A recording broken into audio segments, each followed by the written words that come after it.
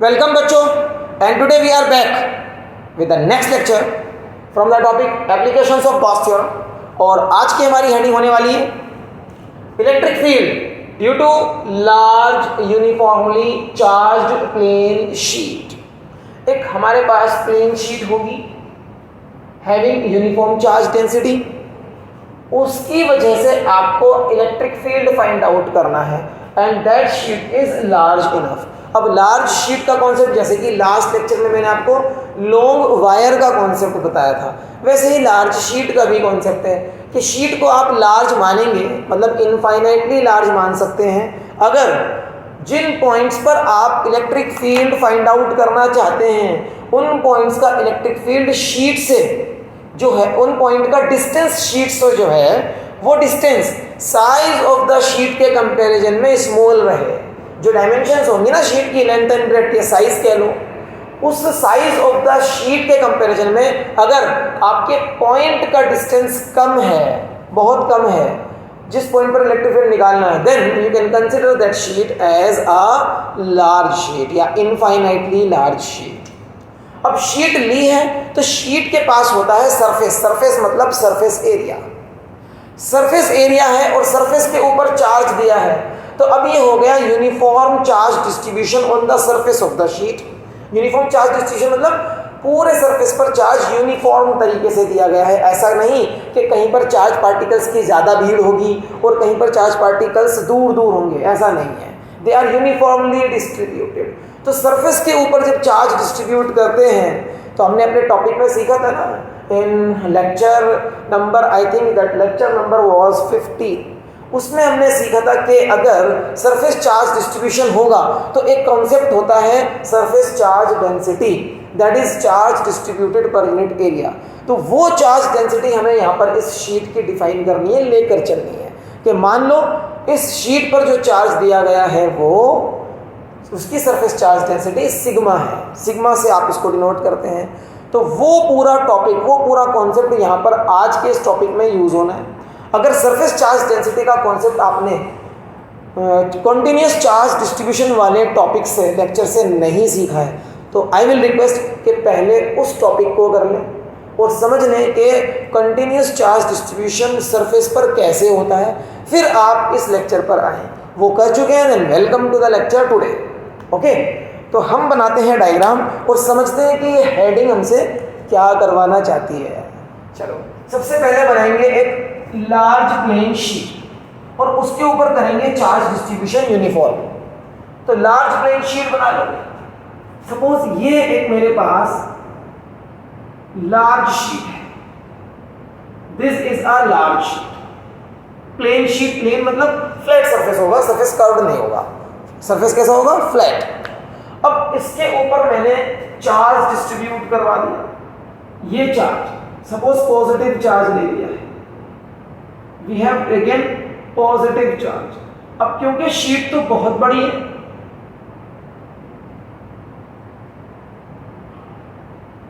तो इस पर टोटल चार्ज कितना है उसका अंदाजा लगाना बड़ा मुश्किल है, क्योंकि शीट का साइज बहुत ज़्यादा है, उसका एरिया बहुत ज़्यादा है। तो जब टोटल चार्ज का अंदाजा लगाना मुश्किल हो जाए तब कॉन्सेप्ट काम आता है चार्ज डेंसिटी का।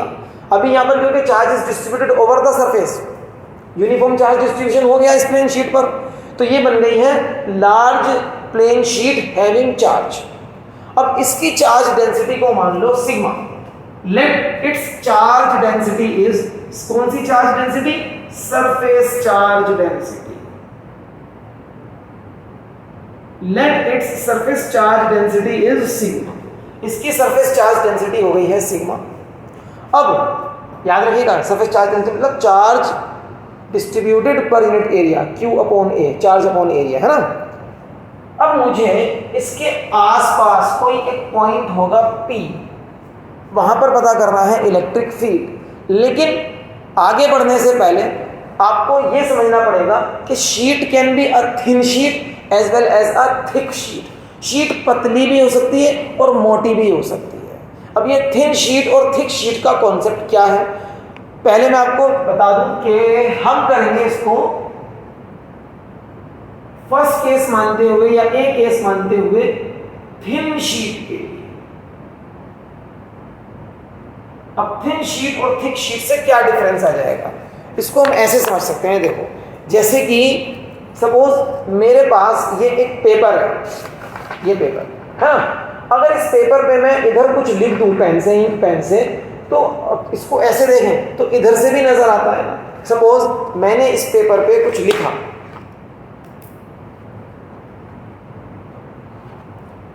मैंने इस पेपर पे यहां कुछ लिखा,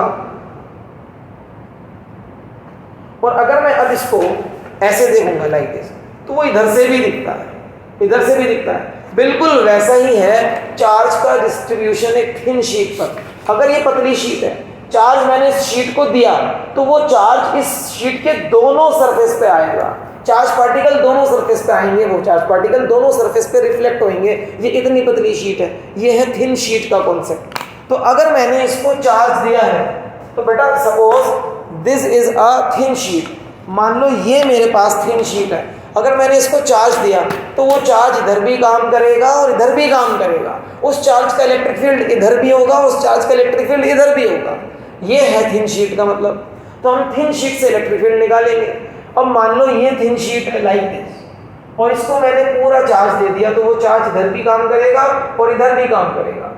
एंड मान लो ये लार्ज शीट है, इससे थोड़ा सा डिस्टेंस दूर, r डिस्टेंस दूर एक P पॉइंट है, यहाँ पर मुझे इलेक्ट्रिक फील्ड बताना है। यहाँ इलेक्ट्रिक फील्ड यहाँ बताने के लिए क्या करना होगा, again we have to search for such a Gaussian surface जो चार्ज को सिमेट्रिकली एनक्लोज करे और उस गॉसियन सरफेस का सरफेस P पॉइंट से पास करे। यहाँ पर भी हम एक सिलेंडर ले सकते हैं। सिलेंडर को कैसे लेंगे, सिलेंडर लेंगे इस तरीके से कि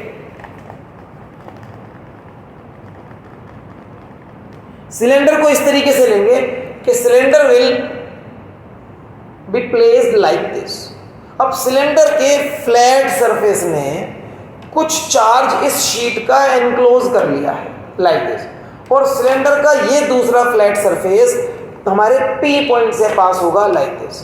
लेकिन ये जो सिलेंडर है, क्योंकि इलेक्ट्रिक फील्ड इधर भी है, तो ये सिलेंडर इधर भी होगा और इधर भी होगा। आप कह सकते हो कि ये सिलेंडर इसके आर पार जा रहा है। कैसे जा रहा है, मैं आपको करके दिखा सकता हूँ। सपोज लाइक दिस, ये मैं 2 ग्लास की हेल्प ले लूँ अगर, तो ये इस तरीके से डायग्राम बनाएंगे हम लाइक दिस। इस तरीके से बच्चों डायग्राम बनाएंगे, है ना, इस तरीके से बनाएंगे। ये डायग्राम है, मेरे पास ये लार्ज शीट है और एक सिलेंडर है जो इस शीट के थ्रू जा रहा है ना। उस सिलेंडर का जो फ्लैट सरफेस है ये वाला, यहाँ पर P पॉइंट है, तो इधर भी एक पॉइंट होगा, यहाँ पर भी इलेक्ट्रिक फील्ड होगा, यहाँ पर भी इलेक्ट्रिक फील्ड होगा। ओके, ऐसा कुछ डायग्राम बनाएंगे। मैं डायग्राम पे बोर्ड पे बनाऊंगा, आप उस डायग्राम को इससे कंपेयर कर सकते हो। The diagram will be like this. करते हैं स्टार्ट। बहुत सारे बच्चों को ना डायग्राम किस तरीके से बनाए ये पता नहीं होता, इसलिए ऐसे करके दिखाना बहुत जरूरी होता है।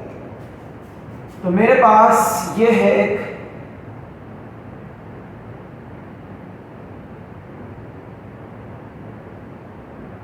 गॉसियन सिलेंडर और इसका फ्लैट सरफेस उस P पॉइंट से पास होगा जिस P पॉइंट का डिस्टेंस इस शीट से R लिया गया है, R है ना, इस शीट से R डिस्टेंस लिया है। लेकिन ये सिलेंडर आर पार जाएगा इसके, तो जितना दूर इधर है उतना दूर पीछे भी ले लो।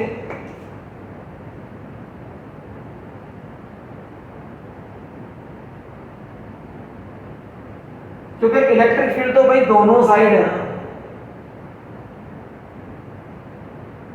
अगर इधर आपने P पॉइंट माना है तो इधर एक पॉइंट ले लो P डैश। अब देखो क्या करता है, मेरे पास गॉसियन सरफेस तो आ गया in the form of a cylinder, और वो सिलेंडर का सरफेस P पॉइंट से भी पास हो रहा है जहां पर मुझे इलेक्ट्रिक फील्ड निकालना है, और इस सिलेंडर ने कुछ चार्ज भी एनक्लोज कर लिया है। कितना चार्ज एनक्लोज करा बेटा, ये चार्ज एनक्लोज कर लिया इतना, ये वाला चार्ज एनक्लोज कर लिया, इतने क्रॉस सेक्शन में। मान लो इस सिलेंडर का जो क्रॉस सेक्शन है, ये वाला क्रॉस सेक्शन या ये वाला या ये वाला, ये क्रॉस सेक्शनल एरिया A है, A, ये भी A और ये भी A, ठीक है। इस क्रॉस सेक्शनल एरिया को A मान लो, और यहाँ से तक का डिस्टेंस अगर r है तो लेंथ ऑफ द सिलेंडर, या यूं कह लो जिसे हाइट बोलते हो, हाइट ऑफ द सिलेंडर कितनी हो जाएगी, r प्लस r, 2r हो जाएगी।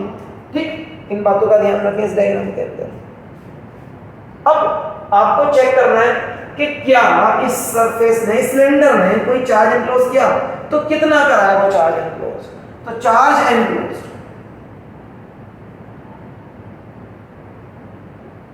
मान लो Q है, चार्ज एनक्लोज क्या से निकालोगे, अगर इसकी सरफेस चार्ज डेंसिटी सिग्मा है तो सिग्मा इनटू एरिया, जो भी एरिया का चार्ज एनक्लोज करा है, और वो एरिया कितना है, A, तो sigma into A is the charge enclosed by this Gaussian surface. और गॉसियन सरफेस कैसा लिया है बच्चों ने, एक सिलेंडर,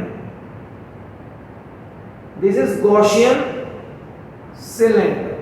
ठीक है, अब आपको क्या करना है, P पॉइंट पर एक छोटा सा एरिया मार्क करेंगे।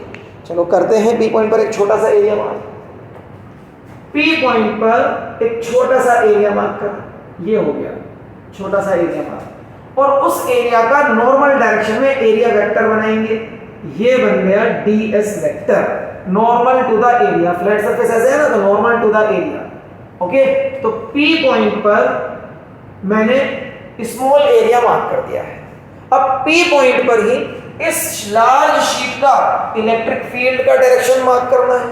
Electric field due to this large sheet at P point, क्योंकि शीट पे चार्ज लिया है पॉजिटिव, तो electric field of a positive charge x away from the charge, तो इलेक्ट्रिक फील्ड ये हो गया away from the charge, this is electric field acting away from the charge. अब ध्यान से देखो, इलेक्ट्रिक फील्ड और एरिया वेक्टर के बीच का एंगल कितना है, 0 डिग्री। लेकिन अभी हमारे पास एक चीज और है देखने के लिए, और वो क्या है, वो है कि इस सिलेंडर का कर्व्ड सरफेस भी तो है, इस सिलेंडर का कर्व्ड सरफेस भी है ना, जो मैंने ये सिलेंड्रिकल सरफेस माना है लाइक दिस, तो इसका फ्लैट सरफेस पे तो आपने P पॉइंट ले लिया, लेकिन what about this curved surface, इस कर्व्ड सरफेस का क्या करेंगे हम लोग। ठीक है, कर्व्ड सरफेस का क्या करना है, ध्यान से देखो। अब मैं इसके लिए थोड़ा सा एडजस्टमेंट करूंगा, it will take a minute और टू।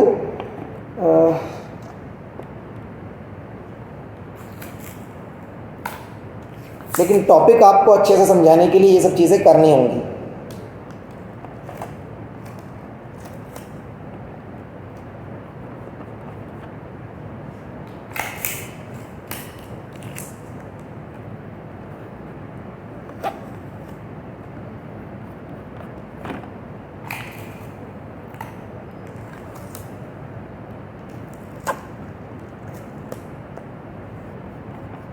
चलिए अब देखिए, मैंने एक ही साइड बना लिया है ना, एक ही साइड बना लिया है, दूसरी साइड नहीं बनाया। आप एज्यूम करके चलेंगे दूसरी साइड भी है, ये सब चीजें डायग्राम शीट के दोनों साइड है। ओके, अब आप ध्यान से अगर देखोगे तो ये वाला जो फ्लैट सरफेस है, यहां पर हमने एक छोटा एरिया माना है, that small area is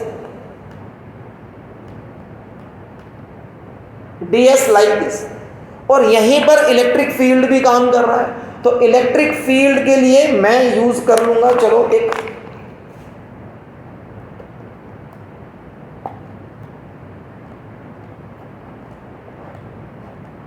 electric field का भी डायरेक्शन यही है और ds का डायरेक्शन भी यही है, तो दोनों के डायरेक्शन में एंगल क्या आ गया है, 0 डिग्री आ गया।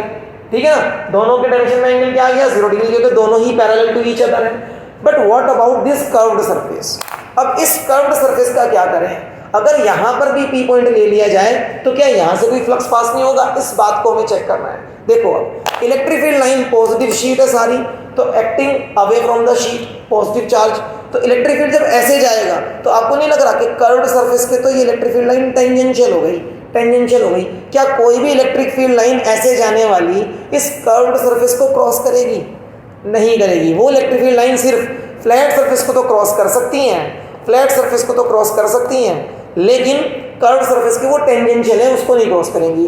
तो जब इलेक्ट्रिक फील्ड लाइन किसी सरफेस को क्रॉस नहीं करती तो उस सरफेस के साथ फ्लक्स भी क्रॉस नहीं करेगा। फ्लक्स भी एसोसिएट नहीं होगा, तो it means there is no flux associated with the curved surface of this Gaussian cylinder. Flux is only crossing through the flat surface. इधर वाला फ्लैट सरफेस और इधर वाला फ्लैट सरफेस, दोनों से फ्लक्स जा रहा है. ठीक है, तो यहां पर हम सिर्फ और सिर्फ कौन सा सरफेस कंसीडर करने वाले हैं? Flat surface of the Gaussian cylinder. Curved surface को हम यहां पर छोड़ देंगे क्योंकि वहां से कोई भी फ्लक्स पास नहीं कर रहा है. That is the reason. इसको हम यहां पर थोड़ा सा लिखकर एक्सप्लेन कर देते हैं. अच्छा, theory of the derivation. Theory of the derivation, बेटा जो भी डायग्राम बनाया है उसको अपने वर्ड्स में लिखने की कोशिश किया करो. पीछे बहुत डेरिवेशंस हो चुके हैं. मैंने आपको बार बार बताया है कि डायग्राम को अपने वर्ड्स में लिखोगे, आप 3 लाइन में लिख दो, 4 लाइन में लिख दो, बहुत सफिशिएंट होता है. वही थ्योरी ऑफ द डेरिवेशन होती है. कोशिश कीजिए खुद लिखने की. ओके, जैसे यहाँ पर आप कह सकते हैं consider a large sheet having uniform charge density sigma and let there be a point B at a distance r from it where we want to find out electric field intensity due to this large sheet. Now we consider a Gaussian cylinder passing through this sheet and the flat surface of the cylinder lies at the point P, या passes through the point P. Okay, अब consider a very small area ds over here, उसको mark कर दिया. And now the electric field due to the sheet at the point P is E, उसको mark कर दिया. And the angle between them is theta. और फिर उसके बाद बताएंगे कि कर्व्ड सरफेस से तो इलेक्ट्रिक फील्ड इधर ही जाएगा. कि कर्व्ड सरफेस से क्यों फ्लक्स नहीं लेंगे? क्योंकि कर्व्ड सरफेस का जो ds है, कर्व्ड सरफेस का अगर तुमने ds बना भी लिया तो वो ds 90 डिग्री पर है ना, तो 90 डिग्री पर तो इलेक्ट्रिक फील्ड तो वहां से क्रॉस कर ही नहीं रहा. उसको एक्सप्लेन करेंगे. चलिए उसको मैं एक्सप्लेन कर देता हूँ. Since electric field lines are tangential to curved surface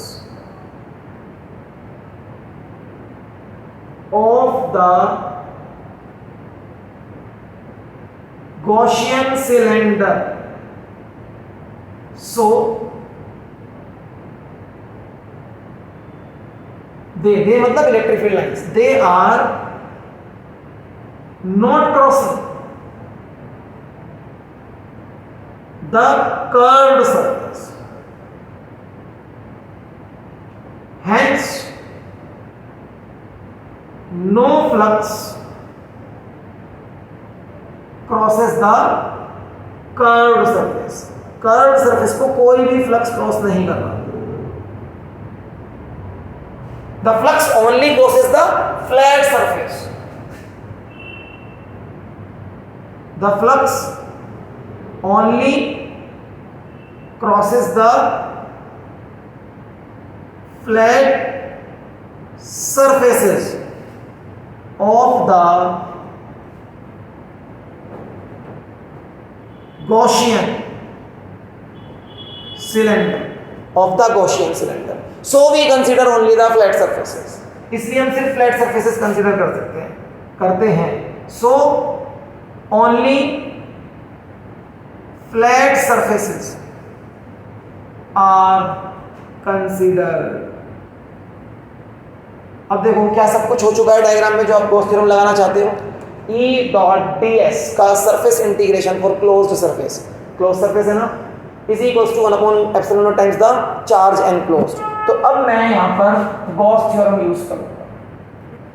derivation का मैथमेटिकल पार्ट आ गया है, बहुत इजी है, जैसा पिछले 2 लेक्चर्स में कर चुके हो. Same steps, everything same about this part of the derivation, है ना, यूजिंग गॉस थ्योरम.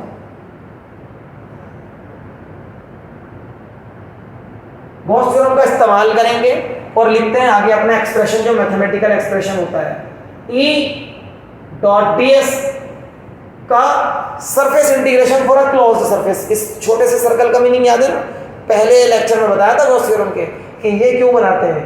ये क्यों बनाते हैं? To represent that we are doing it for a closed surface. Is equals to 1/ε times the charge enclosed. चलो ठीक है, आगे बढ़ते हैं. E डॉट ds मतलब E ds cos 0 एंगल तो इनके बीच में 0 है ना। देखिए अगर आप ये डायग्राम इधर बनाओगे ई डी एस तो इधर भी 0 डिग्री आएगा। ठीक है, इधर मैंने इसलिए नहीं बनाया क्योंकि डायग्राम बिल्कुल सिमेट्रिकल है, सेम जैसा उधर वैसा इधर। Is equals to 1 upon epsilon not times the charge enclose कितना है q, और q की वैल्यू कितनी है सिग्मा a। तो चार्ज एनक्लोज को मैं लिख सकता हूं directly sigma a। cos 0 is 1 and again e इस फ्लैट सरफेस पर पॉइंट भी कहीं भी हो इधर या इधर, e की वैल्यू चेंज नहीं होने वाली है। क्यों? क्योंकि e आता है e डिपेंड करता है distance from the charge distribution, और वो डिस्टेंस तो चेंज नहीं होना, वो तो r ही रहेगा, तो e की वैल्यू चेंज नहीं होने वाली है। e को बाहर ला सकते हो, ds अंदर रह गया, उसका इंटीग्रेशन करना है। cos 0 बन चुका है 1, तो anything multiplied by 1 remain same, उसको हटा दिया। Is equals to 1 upon epsilon not times the charge enclose, वो है sigma a, that is sigma a। अब आगे देखिए, इसका इंटीग्रेशन करना है, और इसका इंटीग्रेशन बहुत आसान हो चुका है। क्यों? क्योंकि क्लोज सरफेस है और टोटल एरिया ऑलरेडी हमें पता है, ये वाला टोटल एरिया, ये टोटल एरिया ऑलरेडी हमें पता है कितना है, a लिया है ना यहाँ पे, that total area is a। तो electric field into integration of the very small area ds will give you the complete area. और ध्यान रखो a इधर दोनों साइड है, a इधर भी है, a and a it will become 2a is equals to 1 upon epsilon times into charge enclosed, जो था सिग्मा a। अब यहाँ पर एक अच्छी चीज हो गई है कि एरिया कैंसिल कर रहा है। इट मींस अब इलेक्ट्रिक फील्ड का जो भी आंसर आएगा that is independent of the area of cross section of the Gaussian cylinder. मतलब ये गॉसियन सिलेंडर आप थोड़ा पतला भी लेते तो भी आंसर यही आएगा, इससे भी मोटा ले लेते तो भी आंसर यही आता। गॉसियन सिलेंडर के क्रॉस सेक्शनल एरिया पे आंसर डिपेंड नहीं कर रहा है। ठीक है, तो आंसर लिखते हैं नेक्स्ट लाइन में क्या बनना, E is equals to sigma upon epsilon not, और 2 नीचे जाएगा, सिग्मा अपॉन 2 एप्सिलॉन नॉट, ये आंसर है। अब इस आंसर में एक और इंपॉर्टेंट चीज छिपी है। इस आंसर में क्या हमारा R आया? R तो आया ही नहीं है। It means electric field due to a large plane sheet is independent of the distance from it. Distance पे डिपेंड नहीं करता है, it is independent of the distance from it. लेकिन याद रखना तभी जब शीट लार्ज हो, शीट लार्ज कब होती है? जब P पॉइंट का डिस्टेंस आपकी शीट से इतना कम हो कि वो शीट के साइज के सामने नेग्लिजिबल, इतना कम होना चाहिए। मान लो ये पूरा बोर्ड एक लार्ज शीट है और उस लार्ज शीट से मैं इतने डिस्टेंस पर आ गया, इतने डिस्टेंस पर, तो ये डिस्टेंस इस बोर्ड के साइज के सामने कुछ नहीं है। तो मैं कह सकता हूं अब P पॉइंट अगर थोड़ा बहुत इधर या थोड़ा बहुत आगे हो जाए तो फिर इलेक्ट्रिक फील्ड की वैल्यू चेंज नहीं होगी R के चेंज होने से। R कम हो गया तब भी electric field sigma upon 2 epsilon not आएगा, R ज्यादा हो गया तब भी electric field sigma upon 2 epsilon not आएगा। क्यों? क्योंकि अभी जो P पॉइंट जिस रेंज में है, आगे पीछे हो भी रहा है, वो range of distance from the sheet is very small as compared to the total size of the sheet. लेकिन अगर मैं इसी पॉइंट P को लेकर बहुत दूर निकल जाऊं, उस डिस्टेंस के सामने अब शीट का साइज वेरी लार्ज नहीं माना जा सकता, तो बहुत दूर निकलने के बाद इस शीट का इलेक्ट्रिक फील्ड कम होना शुरू हो जाएगा क्योंकि डिस्टेंस ज्यादा बढ़ने लगा है, इस तरीके से। ठीक है, तो ये फॉर्मूला एप्लीकेबल होता है लार्ज शीट के लिए। लार्ज शीट को आप कब मानोगे लार्ज? जब डिस्टेंस उस शीट से आपने काफी कम रखा है, और लार्ज शीट के आसपास इलेक्ट्रिक फील्ड क्योंकि इंडिपेंडेंट ऑफ R है, because the electric field is independent of distance, मतलब R, that is why we can say that in region close to a large sheet the electric field is uniform। ये electric field uniform हो गया ना, ऐसा electric field जिसकी magnitude change ना हो, distance मतलब आप डिस्टेंसेस पॉइंट आगे पीछे करो तो मैग्नीट्यूड सेम रहे और डायरेक्शन भी सेम रहे। देखो अगर ये P पॉइंट थोड़ा इधर होता तब भी इलेक्ट्रिक फील्ड इधर रहेगा, थोड़ा यहाँ होता तब भी इलेक्ट्रिक फील्ड इधर रहेगा, away from the sheet positive charge है ना, थोड़ा इधर ले आओ तब भी इलेक्ट्रिक फील्ड इधर रहेगा, तो इलेक्ट्रिक फील्ड का डायरेक्शन भी चेंज नहीं हो रहा है और रहेगा इतना ही, sigma upon 2 epsilon naught. Sigma constant, epsilon naught constant, 2 तो एक नंबर है ही, पूरा का पूरा इलेक्ट्रिक फील्ड का मैग्नीट्यूड भी कांस्टेंट है, डायरेक्शन भी कांस्टेंट है। तो इट मींस इलेक्ट्रिक फील्ड एक लार्ज शीट की वजह से उसके आसपास वाले पॉइंट्स पर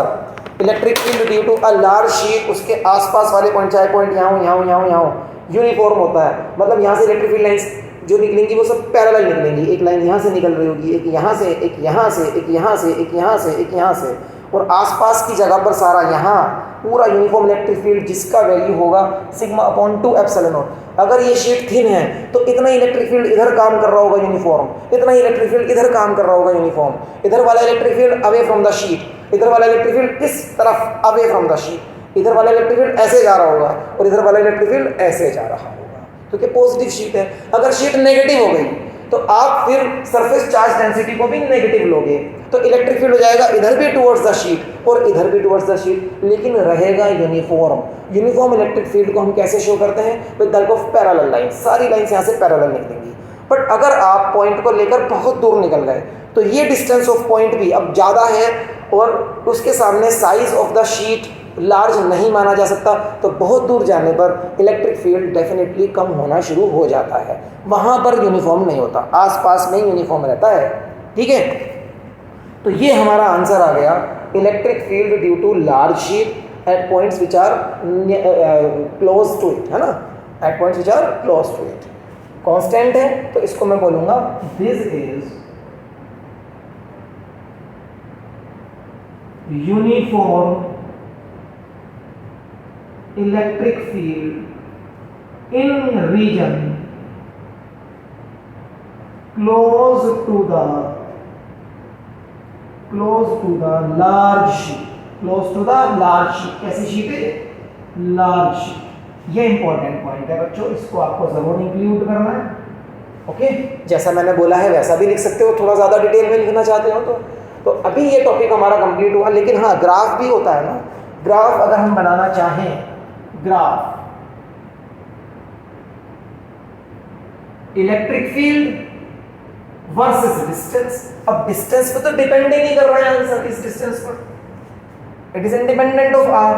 तो इट मींस इलेक्ट्रिक फील्ड हो चुका है कांस्टेंट, आर ज्यादा आगे नहीं लेके जाना है। In region close to the sheet, close to the large sheet, electric field is constant. और कितनी वैल्यू है उसकी? वैल्यू आप यहां पर लिख सकते हैं, sigma upon 2 epsilon not value रहेगी इसकी हमेशा, है ना। चाहे पी पॉइंट थोड़ा क्लोज कर लो शीट के, थोड़ा दूर कर लो, आर को थोड़ा कम कर लो, आर को थोड़ा ज्यादा कर लो, इलेक्ट्रिक फील्ड की वैल्यू चेंज नहीं हो रही है।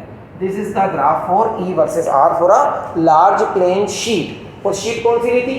थिन शीट ली थी, ये याद रखना। ठीक है, तो अभी वीडियो को यहाँ पॉज करो, इसको पूरे को कॉपी करो, नोट्स मेंटेन करना इज वेरी इंपॉर्टेंट। और उसके बाद फिर हम देखते हैं कि थिक शीट का डेरिवेशन करना हो तो कैसे किया जाएगा। क्या उस डेरिवेशन को करने के लिए टॉपिक दोबारा से पूरा करना होगा हमें? चेक करते हैं। पहले आप इसको कॉपी कीजिए, मैं स्क्रीनशॉट लेता हूँ आपके लिए।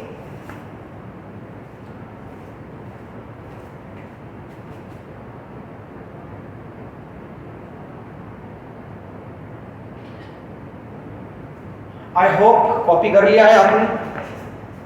अभी हम चेक करेंगे कि अगर शीट हो जाए थिक, मतलब that will be the case B.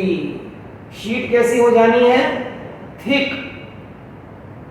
ये शीट अभी पतली थी, अब ये अगर थिक हो गई तो देखो, पतली शीट के लिए चार्ज दोनों तरफ काम कर रहा था, तो इधर भी इलेक्ट्रिक फील्ड था, इधर भी था, दोनों साइड था। अभी क्या करना है? अगर शीट हो गई मोटी तो जो चार्ज मैंने इस सरफेस पे दिया है, अगर वो शीट मोटी हो गई तो क्या वो चार्ज इस सरफेस पे भी दिखेगा, इस सरफेस पे भी आएगा। इट इज लाइक दिस, जैसे कि मैंने अभी आपको बताया था कि पतली sheet, thin sheet is like that of a paper. इधर लिखोगे तो इधर से भी दिखेगा, लेकिन मोटी शीट ऐसी है। अगर मैं अब इस पे इधर लिखूं तो क्या इधर दिखेगा? नहीं दिखेगा ना। तो अगर मैंने इस सरफेस पे चार्ज दिया है तो वो चार्ज इस सरफेस पे नहीं आया। इट मीन्स जिस सरफेस पे चार्ज दिया जाता है एक मोटी शीट के लिए, वो चार्ज उसी सरफेस पे रहेगा, तो उसका इलेक्ट्रिक फील्ड भी उधर ही काम करेगा, दूसरी साइड काम ही नहीं करेगा। तो इट मीन्स अगर मेरी शीट हो गई एक थिक शीट, मोटी शीट, तो डायग्राम कैसा होगा मालूम? यही शीट को मैं मोटा कर देता हूँ, इसके पास थिकनेस आ गई, ये इस शीट की थिकनेस है, ठीक है ना, ये थिकनेस है। तो अब चार्ज बस इसी सरफेस पर है, पीछे वाले पर नहीं है।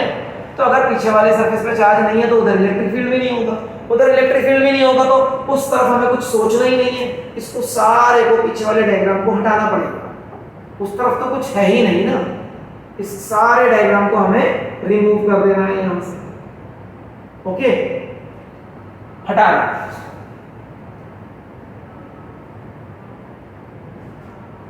अब ये गॉसियन सिलेंडर जो है ये सिर्फ इधर रहेगा, पी पॉइंट यहां पर है, उसका डिस्टेंस आर है। पी पॉइंट पर जैसे पहले एरिया मार्क करा, इलेक्ट्रिक फील्ड मार्क करा और चेक करा कि इधर कर्व सरफेस पे तो कुछ है ही नहीं, इलेक्ट्रिक फील्ड क्रॉस नहीं कर रहा है, तो फ्लक्स भी क्रॉस नहीं करेगा, तो कर्व सरफेस को हमें छोड़ देना है, सिर्फ और सिर्फ फ्लैट सरफेस को लेना होता है, यहाँ पर फ्लैट सरफेस को लेना होता है। तो ये सब कुछ एज इट इज रहेगा। आप as it is Gauss theorem को स्टार्ट करोगे, E डॉट ds को EDS को 0 ही लिखोगे, 1/ε0 टाइम्स इनटू चार्ज एनक्लोज्ड, वो भी यही रहा, कुछ चेंज नहीं हो रहा है ना। देखो चार्ज तो उतना ही बंद हुआ है, चार्ज भी उतना ही बंद हो गया, तो मैंने चार्ज एनक्लोज की जगह sigma a as it is लिख दिया, वैसा का वैसा ही लिख दिया। cos 0 1 होता है, इलेक्ट्रिक फील्ड कांस्टेंट रहेगा इन वैल्यू, वो बाहर आ गया, रह गया सरफेस इंटीग्रल। अब इसका इंटीग्रेशन क्या आएगा, देखो पहले एरिया इधर भी था ए, इधर भी था, ये वाला एरिया है ना, ये वाला एरिया जिसको हमने ए माना हुआ है, वो दोनों साइड था, तो लिखा था 2a, बट अभी तो एक ही साइड है एरिया, तो अब क्या मैं इसको 2a लिखूंगा या a लिखूंगा, now it is a only. ये चेंज आया, इंपॉर्टेंट चेंज, यहां पर चेंज आया है, नोट दिस चेंज, यहां चेंज आया है, स्टार बना दिया मैंने, नोट दिस चेंज, ठीक है, कि एरिया इस बार a है, 2a नहीं है, वो एरिया एक हट गया ना, a उधर था, a इधर था, 2a, अब उधर से हट गया, सिर्फ क्या रहा 1a, एरिया कैंसल्स एरिया, तो अब क्या आंसर है, E is equal to sigma upon epsilon not, ये 2 हटेगा यहाँ से, ये 2 हट जाएगा, sigma upon epsilon naught. Again the electric field is uniform, लेकिन पहले से डबल है, देख लो, पहले वाला आंसर था सिग्मा अपॉन 2 एप्सिलॉन नॉट, नीचे 2 था, अब वो 2 हट चुका है, मतलब उस वाले आंसर को अगर 2 से मल्टीप्लाई करोगे तो ये आंसर आता है। तो आप कह सकते हो कि electric field of a thick sheet having the same charge density sigma is twice as that of the electric field due to thin sheet, होता इसका भी यूनिफॉर्म है।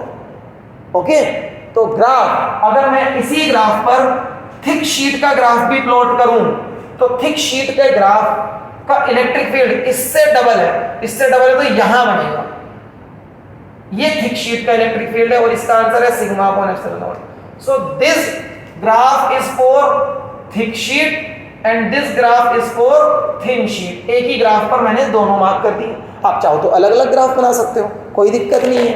ओके, तो ये टॉपिक हमारा कंप्लीट हो गया है, case b for a thick sheet, और बहुत छोटा सा डिफरेंस है कि थिक शीट पर चार्ज जिस सरफेस पे दिया है उसका इलेक्ट्रिक फील्ड उधर ही काम करेगा, और थिन शीट पर चार्ज आप जब दोगे तो क्योंकि थिन शीट की जो थिकनेस है वो इतनी पतली है कि जो भी आप चार्ज दोगे वो दोनों तरफ आएगा, दोनों तरफ इलेक्ट्रिक फील्ड बनाएगा अपना। ओके, अब अगर आपके पास एक फाइनाइट साइज की शीट है, सपोज इस शीट का जो साइज है वो फाइनाइट है, क्या मैं इसको लार्ज मान सकता हूँ? यस, मान सकता हूँ, तब जब P पॉइंट का डिस्टेंस इस शीट से इतना हो कि वो डिस्टेंस शीट के साइज के सामने ज़्यादा ना माना जाए, है ना, आसपास वाले पॉइंट जितने भी होंगे वहाँ पर उन पॉइंट्स के लिए ये शीट लार्ज मानी जाएगी और उस जगह पर पूरा इलेक्ट्रिक फील्ड यूनिफॉर्म रहेगा। ओके, दूर जाएंगे तो इलेक्ट्रिक फील्ड डेफिनेटली कम होना शुरू कर देता है। क्या इस फॉर्मूले को वेक्टर फॉर्म में लिखा जा सकता है? बेटा लिखा जा सकता है, बस आपको कुछ नहीं करना है, एक यूनिट वेक्टर ले लो इस डायरेक्शन में आर कैप, एक यूनिट वेक्टर ले लोगे, अगर इस डायरेक्शन में आर कैप एक यूनिट वेक्टर ले लोगे तो यही फॉर्मूला आप लिख सकते हो इस तरीके से, सिग्मा अपॉन एप्सिलॉन नॉट, तो इसका हो गया magnitude r cap. This is vector formula for electric field due to a sheet which is having positive charge. अगर चार्ज नेगेटिव हो गया तो इलेक्ट्रिक फील्ड का डायरेक्शन ये होगा, तो आप यहाँ माइनस लगा लेंगे, उसके लिए इलेक्ट्रिक फील्ड आ जाएगा opposite to the direction of r cap का डायरेक्शन इधर, तो opposite to the direction of r cap electric field हो जाएगा, तो माइनस साइन लगा लेंगे यहाँ पर। ओके, ये हो गया हमारा electric field due to a large sheet of charge which is plane sheet, है ना, स्ट्रेट शीट, प्लेन शीट एकदम कर्व्ड नहीं होगी। तो शीट के आसपास का इलेक्ट्रिक फील्ड का अगर डायग्राम आपसे कहा भी जाए बनाने के लिए कि भाई ये एक लार्ज शीट है, इसका इलेक्ट्रिक फील्ड बनाकर तो दिखाओ, तो इलेक्ट्रिक फील्ड बनाने के लिए आपको कुछ नहीं करना है क्योंकि यूनिफॉर्म है, तो बस आपको पैरेलल लाइंस बना देनी है और कुछ नहीं करना, ठीक है। ऐसे पैरेलल लाइंस बनाकर छोड़ दो, ये इलेक्ट्रिक फील्ड हो गया due to large sheet in region close to it, okay. ये आपका इलेक्ट्रिक फील्ड का डायग्राम बन गया। So that is all about the topic today. आज का टॉपिक हम यहीं फिनिश करते हैं। यहाँ पर आप वीडियो को पॉज करें और यहाँ पर स्क्रीनशॉट ले लें या बल्कि इनको नोट्स को अपने रजिस्टर में मेंटेन कर लें, ठीक है। इसके अलावा अब एक चीज़ आपसे फिर से मुझे आज बोलनी है बेटा कि अब देखो हम अपना सिलेबस चैप्टर को स्टार्ट किया था हमने, चैप्टर कंप्लीट करते करते we are almost at the last part of the application of Gauss theorem, क्योंकि अब नेक्स्ट लेक्चर में जो आप एप्लीकेशन करेंगे वो लास्ट एप्लीकेशन है, that is the 5th application and that will be electric field due to a charge hollow sphere, ठीक है। वो टॉपिक तो हम देख ही लेंगे। अब हम अपने पूरे रिदम में आ चुके हैं इस बैच को लेकर, जिस बैच को हमें कब तक फिनिश करना है अगर आपको याद है, and we are going to finish the batch by 31st of December. सारा सिलेबस हम क्लास 12th का कंप्लीट कर लेने वाले हैं, सो दैट आप जितने भी स्टूडेंट्स यहाँ से आकर पढ़ाई करना चाहते हैं अपने क्लास 12th की फिजिक्स के लिए, जो भी बोर्ड का एग्जाम देने वाले हैं इस बार 2025 में, उनके लिए मैं पूरी हेल्प करने के लिए यहाँ पर रेडी हूँ। आपको अगर थोड़ा सा भी बेनिफिट इन लेक्चर से हो रहा है तो मेरी रिक्वेस्ट है कि आप इस चैनल को सब्सक्राइब कर लें फिजिक्स सीखो, और बेल आइकन भी प्रेस कर लें, सो दैट जब भी एक लेक्चर आता है उसका नोटिफिकेशन आपको मिल जाए और वो लेक्चर आपसे मिस ना हो। एंड उसके अलावा वीडियोस अच्छी हैं तो लाइक ज़रूर करें, और अगर आपको लगता है कि नहीं अभी कुछ और चीज़ ऐड की जा सकती है तो कमेंट बॉक्स मेरे और आपके कम्युनिकेशन का मीन्स है। हम कम्युनिकेशन कर सकते हैं कमेंट बॉक्स के थ्रू, वहाँ पर जाएं, आपको जो चीज़ लगता है कि अभी ये भी ऐड होनी है वो भी बताएं, और अगर आपको सब कुछ अच्छा लग रहा है तो वो भी शेयर करें। इन सब चीज़ों से मुझे पता चलेगा कि हाँ चीज़ें कैसी चल रही हैं और आगे की वीडियोज़ मुझे किस तरीके से आपको देनी है। So hope we will meet in the next lecture with the next topic. Till then, bye bye.